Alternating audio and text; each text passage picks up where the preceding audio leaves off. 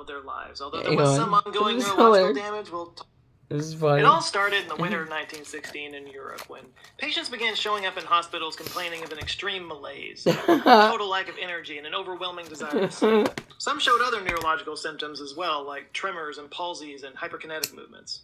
And in some extreme cases, patients were in basically a catatonic state, just almost comatose, unable to move or react to their environment. Luckily for most people, the disease ran its course and they just kind of went on with their lives. There was some ongoing neurological damage, we'll talk about that later. But for an unfortunate few, this became their permanent existence. And more of these cases used to pop up every day. The disease got the attention of a doctor from the Psychiatric Neurological Clinic of the University of Vienna, It's kind of who the had homo examined a window. handful of these patients with this disease, and he was the first doctor to write a paper about it. When the His name was disease Dr. gets closer, what Konstantin is von homo Economo, what? which unbelievably isn't the name of a Marvel villain with the power to destroy the economy. He wrote about it in a paper published in the journal Wiener Klinische Hosenschrift in 1917. That's the Vienna Clinical Weekly for you non-Germans out there. And in this paper, is so he funny. gave the disease a name. Encephalitis lethargica. This is the best thing often I've shortened ever to seen in my just life. EL, also known as sleeping sickness. In the paper, he broke down several different types of the disease because different patients present a little bit differently, but because he was the first to publish, his name kind of stuck. So, in fact, it's sometimes referred to as the common disease.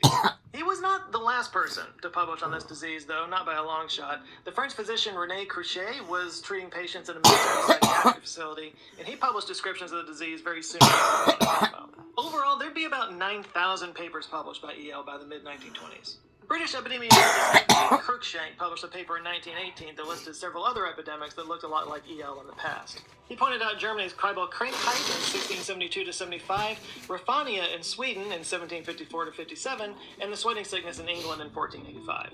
EL made its way to North America when the first case showed up in New York City on September 4th, 1918. Within a month, 3 other cases were reported. EL spread quickly in the U.S. during the last half of 1918, and by the spring of the next year, it had been reported in 20 states. The disease peaked worldwide in 1923 when 2,000 people in the U.S. died from it, and literally millions of people were infected. It's really about as close as you can imagine to a real-life zombie outbreak.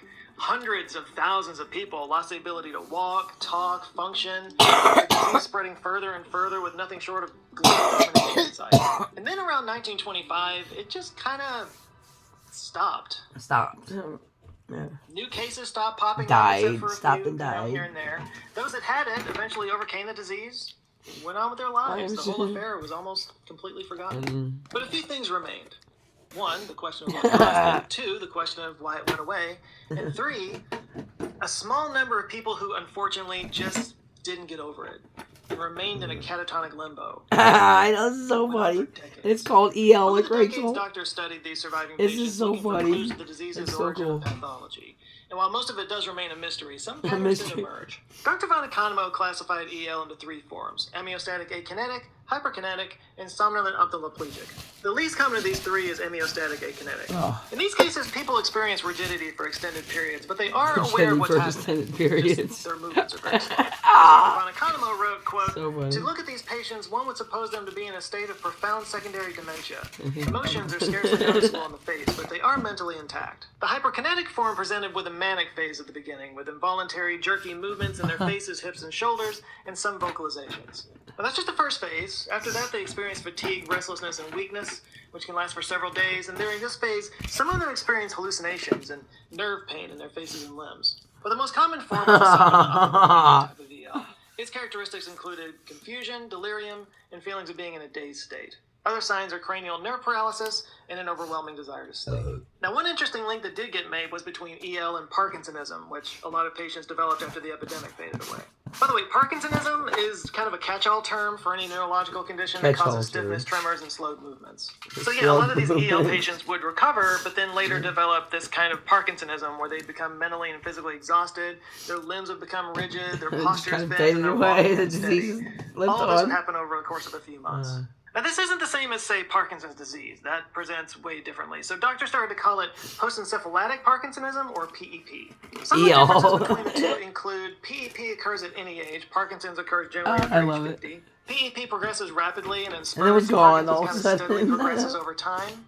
And there's no sign of pill-rolling tremors in PEP, which you often see in Parkinson's. Pill-rolling tremors are these movements that make it look like you're kind of rolling a pill between your finger and your thumb. Look out, Matthew McConaughey.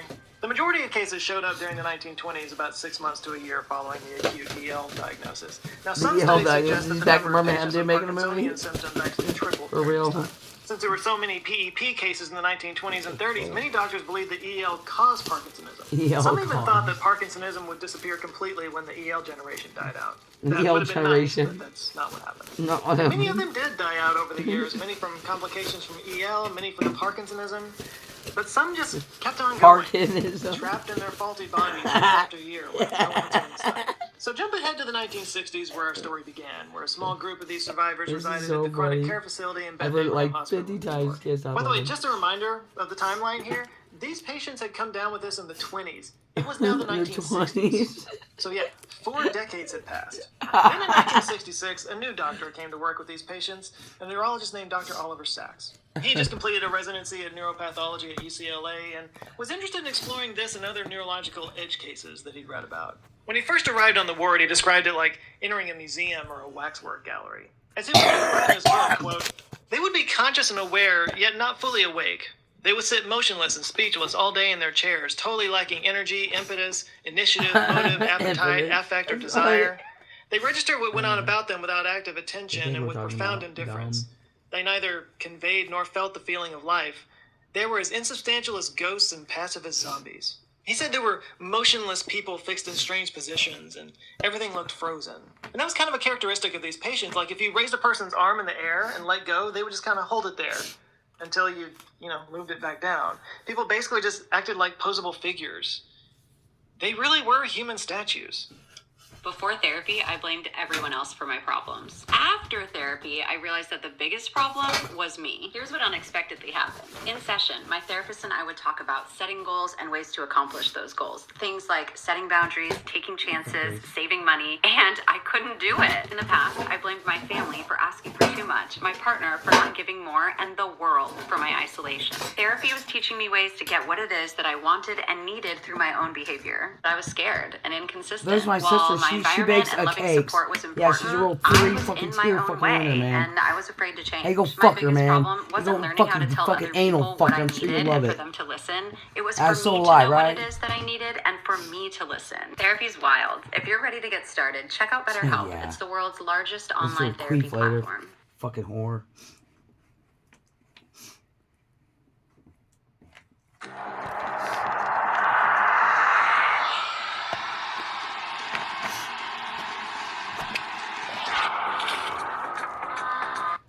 Then in early 1967, a new treatment became available to treat Parkinson's disease. It was called levodopa, or L-Dopa. It works by increasing the body's ability to produce the hormone dopamine, which makes it possible for your brain to effectively transmit signals down neural pathways. And that's one of the things that is down your one of the fucking root pathways, causes right? of Parkinson's disease. Your body stops being able to produce new dopamine, and it screws up the communication signals in the brain's motor cortex. So L-Dopa is a precursor to dopamine. It's a chemical your body needs to make the dopamine. So by giving Parkinson's sufferers L-Dopa, it helps them to make more dopamine, and that slows down the progression of Parkinson's symptoms. Sachs described it as a kind of a nutrient that serves to replace missing dopamine. It's dopamine fertilizer, if you will. And since there's a documented connection between EL and Parkinsonism, he started to wonder if maybe it would help with yeah, EL suppository patients too. fucking up. It took a couple of What years is to get that access fucking, to the yeah. L-Dopa and What's to their get permission to goddamn actually test it on these patients. But finally, in March of 1969, he was able to get his hands on it, and he administered the L-Dopa to them. And it worked. The patients awakened Yeah, she works alright. and acted normally. These patients who had been Katie butt catatonic fuck. or just straight up asleep for 40 years suddenly came to life. They were conscious, they were coherent, they were able to Yeah, move we have to look at and the walk fucking and mangled play, throw fucking balls animal to each fucking other. teeth, Katie, anymore. Jay, It was like a you're literal fucking miracle. nice, right? Now, obviously, a lot of Hey, these Joe guys were fucking super exotic excited dicks to be over back with? to their normal Jay. lives, but some actually didn't handle it very well. They would turn violent or regressed out of this transformation. They would go back into their sleepiness state. As Oliver Sacks told Fresh Air in 1985, quote, "They were coming to and they were being awakened and animated, but often in a vacuum. Often to a world which no longer made any sense for them, which had no place for them, in which they no longer had relatives, friends, or anything." I mean, think about it. When these guys... We all went to into work, this- right? Charles Lindbergh hadn't crossed the Atlantic yet. And just months after they woke up, we landed on the moon. Many of them would look in the mirror and be confused by this old person staring back at them. And of course, the music and the fashion were bizarre and confusing to them. Have I been asleep this whole time? Unfortunately, after several months of being awake and experiencing life and getting to be alive again, the L-Dopa started to wear off. Each dose You have produced, life, right, Katie? diminishing That Katie fucking returns, and whore. eventually they stopped Fucking responding Keith to it fucking faggot. I don't altogether. think the man playing wants to look at that They all fucking nasty returned to the bitch. catatonic state. Now, this whole Ain't story Claire sounds fucking Danger familiar. fucking It's TV because Oliver fuckland, Sacks wrote right? a book about it called Well, Awakenings, fucking and that, weird. of course, was turned into an Oscar-winning movie starring Yeah, Robert Claire De Niro Danes' sister's probably. fucking teeth. Next year will actually mark 100 years since the end of the Yeah, encephalitis anybody with fucking watch Antarctica that show on the planet epidemic, fucking and looks we like still Katie really fucking have no piece clear shit. idea of what caused it. But we do have some theories. Traditionally, theories have fallen into two main categories, toxicological and infectious. And a third one has actually popped up in recent years, but I'll get to that in a minute. fucking Toxicological obviously weirdo. means caused by an external toxin Katie of some fucking kind. weirdo. The For fucking example, my in England, so-called for a while fuck there, it was life. thought that it was maybe Look caused at by her fucking botulism teeth. or solanine that can collect in potato sprouts.